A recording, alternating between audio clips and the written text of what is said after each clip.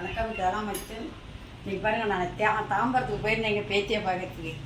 பாருங்க, கத்திரிக்காய் வேண்டுது இன்றைக்கி. கத்திரிக்காய் இது பேர் என்ன பாப்பா? எனக்கு கத்திரிக்காய்னு நான் சொல்கிறேன், என் பொண்ணு எக் பிளான்னு சொல்லிச்சு. இது வந்து எப்படி வறுக்கிறதுன்னு வாங்கி கட்டுறப்பணும். பூண்டு உரிச்சு வச்சுருக்கேன் பாருங்கள். இந்த பூண்டு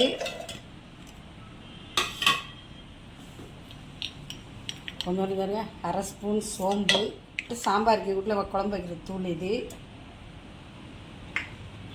கலருக்காக காஷ்மீர் சில்லி தூள். உங்களுக்கு எவ்வளோ காரம் வேணும், ஒரு ஸ்பூன் போட்டிருக்கேன், அது போட்டுங்க. உங்களுக்கு ருசிக்கேற்ப உப்பு.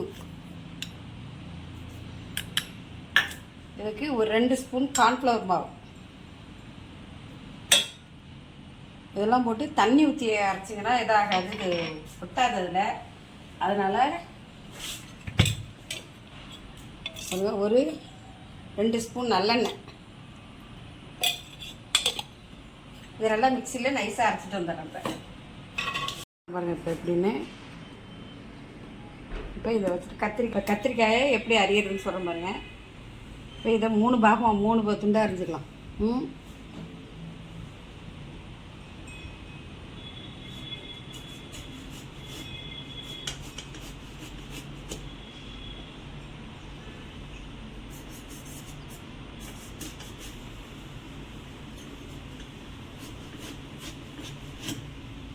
இப்போ இந்த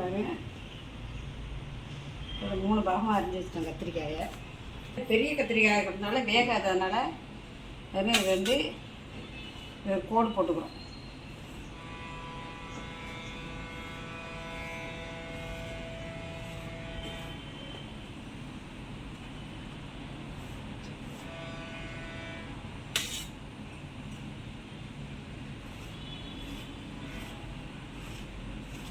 மசாலாலாம் எடுத்து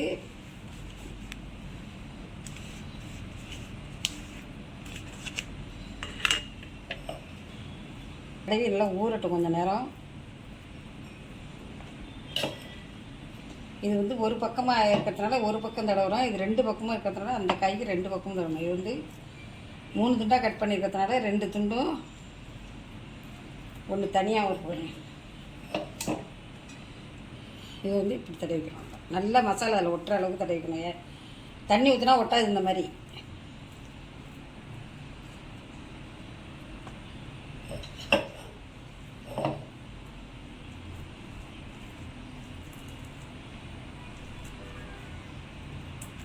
ஒரு 4 ஸ்பூன் எண்ணெய் ஊற்றிருக்கேன். கொஞ்சம் எண்ணெய் நிறையா தான் ஊற்றணும். எண்ணெய் நல்லா காஞ்சிட்டு இப்போ வந்து இந்த கத்திரிக்காயை இப்போ இதில் போடுறேன். கொஞ்சம் அடுப்பு ஸ்லோவாக எடுத்துக்கணும். ரொம்ப வேகமாக இருக்கணும். உங்களுக்கு மெதுவாக சிம்மில் இருக்காலும் வேல் கொஞ்சம் பெருசாக இருக்கிறதுனால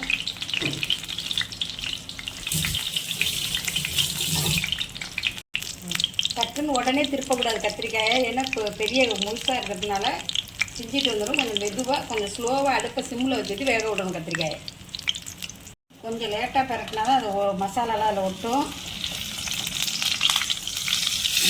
சூப்பராக பார்த்துட்டு 2 கருவேப்பிலை போட்டிங்கன்னா நல்லா வாசனையாக இருக்கும். 2 கருவேப்பிலை போட்டுங்க. அந்த பாருங்க, கத்திரிக்காய் சூப்பராக வந்துருச்சு. இப்போ எடுத்து நான் இப்போ சாப்பிட போகிறேன். பாருங்க, இது எப்படி நீங்கள் வெந்து போய்ட்டுன்னு பார்க்கணும்னு நினச்சிங்கன்னா அந்த பாருங்க, சைனை எப்படி கத்திக்குள்ளே கொண்டு வருங்க. சூப்பராக வந்துருச்சு கத்திரிக்காய்.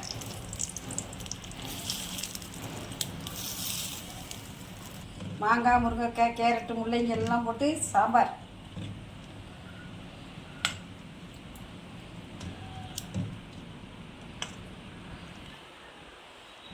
வாங்க சாப்பிட்லாம். அந்த பாருங்க, சூப்பராக இருந்தது கத்திரிக்காய். அப்படியே குழஞ்சி சூப்பராக இருந்திருக்குங்க.